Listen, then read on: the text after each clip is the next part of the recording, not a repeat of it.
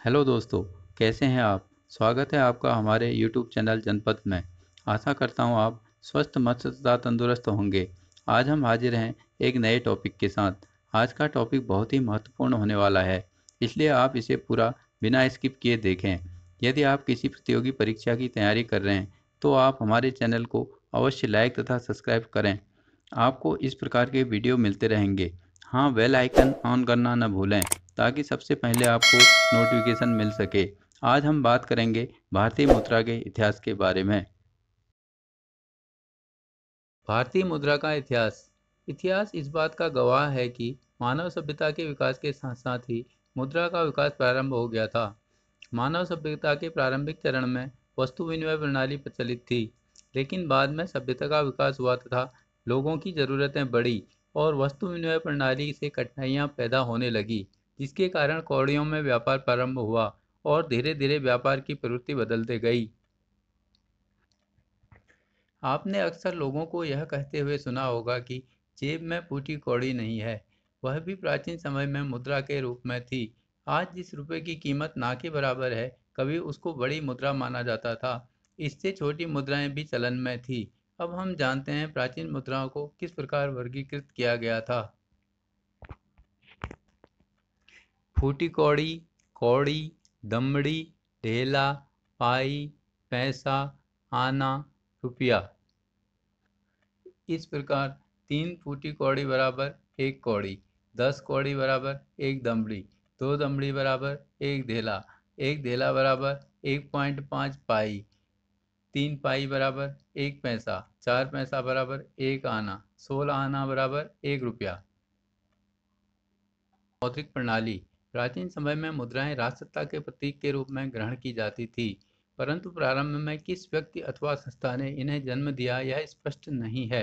अनुमानतः यह है कि व्यापारी वर्ग ने आदान प्रदान की सुविधा हेतु सर्वप्रथम सिक्के चलाए होंगे। सर्वप्रथम प्रारंभ में राज्य इसके प्रति उदासीन थे, परंतु परवर्ती युगों में इस पर राज्य का पूर्ण नियंत्रण हो गया था। कौटिल्य की अर्थशास्त्र से ज्ञात होता है कि मुद्रा निर्माण पर पूर्णतः राज्य का अधिकार था, जो कि चंद्रगुप्त मौर्य के समय की बात है। कुछ विद्वानों का मानना है कि भारत में मुद्राओं का प्रचलन विदेशी प्रभाव का परिणाम है, वहीं कुछ इसे धरती की उपज मानते हैं। भारत उन गिने चुने देशों में शुमार है जिसने सबसे पहले सिक्के जारी किए थे। परिणामतः इसके इतिहास में अनेक मौद्रिक इकाइयों का उल्लेख मिलता है।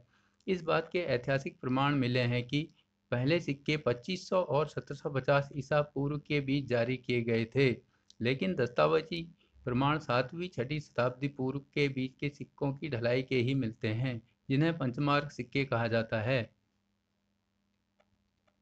अब हम जानते हैं पंचमार्क सिक्के किन्हें कहा जाता है। इन मुद्राओं से प्रायः तत्कालीन राजवंश, सामाजिक राजनीतिक घटनाओं, आराध्य देवों और प्राकृतिक चीज़ों का परिचय मिलता था, जिन्हें इंडो ग्रीक काल के यूनानी देवताओं और उसके बाद के पश्चिमी छत्रप वाले तांबे की मुद्राएं शामिल होती थी, जो पहली चौथी शताब्दी के दौरान जारी की गई थी।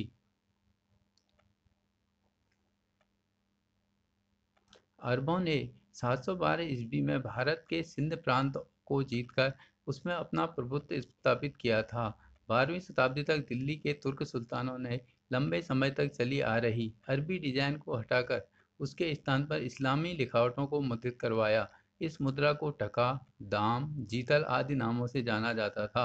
अरबों ने इस मौद्रिक प्रणाली का मानकीकरण करने का प्रयास तो किया, परंतु बाद में पुनः सोने तथा तांबे की मुद्राओं का प्रचलन हो गया। रुपये का इतिहास। रुपया शब्द मूल रूप से संस्कृत शब्द रूप्यकम का अपभ्रंश है, जिसका अर्थ है चांदी का सिक्का। अफगान सुल्तान शेरशाह सूरी ने 1540 से 1545 ईस्वी के बीच चांदी के रुपये अथवा रुपये की शुरुआत की। पूर्व औपनिवेशिक काल में भारत के राजे रजवाड़ों ने अपनी अलग अलग मुद्राओं की ढलाई करवाई थी, जो मुख्यतः चांदी के रूप में दिखने वाली धातु की होती थी। उन पर केवल रियासतों की क्षेत्रीय विशेषताएं अंकित होती थी। बैंक नोटों का प्रचलन। ऐसा माना जाता है कि कागज के आविष्कार के साथ बैंक नोट प्रारंभ हो गए थे। 18वीं शताब्दी के उत्तरार्ध में भारत में बैंकों का विकास हुआ। Bank of Bengal, Bank of Hindustan, Oriental Bank of Corporation आदि प्रमुख थे। इन बैंकों ने अपनी अलग अलग कागजी मुद्राएं उर्दू, बांग्ला और देवनागरी लिपियों में मुद्रित करवाई थी। लगभग 100 वर्षों तक निजी और प्रेसिडेंसी बैंकों द्वारा जारी बैंक नोटों का प्रचलन बना रहा। 1861 में पेपर करेंसी कानून बनने के बाद इस पर केवल सरकार का एकाधिकार रह गया था। ब्रिटिश सरकार ने बैंक नोटों के वितरण में मदद के लिए पहले प्रेसिडेंसी बैंकों को ही अपने एजेंट के रूप में नियुक्त किया। महारानी विक्टोरिया के सम्मान में 1867 में पहली बार उनकी चित्र की श्रृंखला वाले बैंक नोट जारी किए गए थे। ये नोट एक ही ओर छापे गए थे और 5 मूल्यों में जारी किए गए थे। भारतीय रिजर्व बैंक। भारतीय रिजर्व बैंक की स्थापना 1935 के एक्ट द्वारा की गई थी। इसी के साथ बैंक नोटों के मुद्रण और वितरण का दायित्व सन 1935 में भारतीय रिजर्व बैंक के हाथों में आ गया। जॉर्ज पंचम के चित्र वाले नोटों के स्थान पर 1938 में जॉर्ज सष्टम के चित्र वाले नोट जारी किए गए, जो 1947 तक प्रचलन में रहे। भारत की स्वतंत्रता के बाद उसकी छपाई बंद हो गई और सारनाथ के स्तंभ वाले नोटों ने इनका स्थान ले लिया। स्वतंत्र भारत द्वारा छापा गया पहला नोट 1 रुपये का था। सन 1955 में भारतीय सिक्का संशोधन अधिनियम, जो 1 अप्रैल 1957 से लागू हुआ, ने दशमलव श्रृंखला की शुरुआत की। रुपया अब 16 आने या 64 पैसे के स्थान पर 100 पैसे में विभाजित हो गया। गांधी श्रृंखला। सन 1996 में 10 रुपये और 500 रुपये के नोटों के साथ महात्मा गांधी श्रृंखला के नोट जारी किए गए थे। इस सीरीज से पहले चले आ रहे लायन कैपिटल सीरीज के सभी नोटों को बदल दिया गया। दृष्टिहीन विकलांगों के लिए एक बदला हुआ वाटरमार्क विंडोड सिक्योरिटी थ्रेड की नई विशेषताएं थी। 2016 में बंद हुए पुराने नोट। 8 नवंबर 2016 को केंद्र सरकार ने 500 रुपये तथा 1000 रुपये के नोटों की कानूनी मान्यता रद्द कर दी थी। उसकी जगह पर 500 रुपये के नए नोट जारी किए, जो वर्तमान में चल रहे हैं। इसी दौरान सरकार ने पहली बार 200 रुपये का नोट छापा था। इसके अलावा 1000 रुपये के नोट के स्थान पर 2000 रुपये का नोट जारी किया था। भारतीय रिजर्व बैंक ने 19 मई 2023 को 2000 रुपये के नोटों को सर्कुलेशन से वापस लेने का ऐलान किया।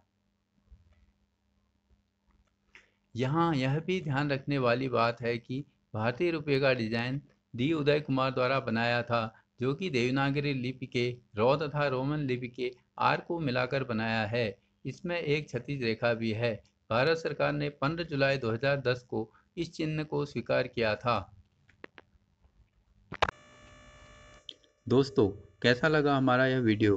अपनी राय कमेंट बॉक्स में अवश्य दें। एक निवेदन है, यदि वीडियो अच्छा लगे तो प्लीज़ लाइक, शेयर तथा सब्सक्राइब करना न भूलें। आपके लाइक ही हमें वीडियो बनाने के लिए प्रेरित करते हैं। धन्यवाद।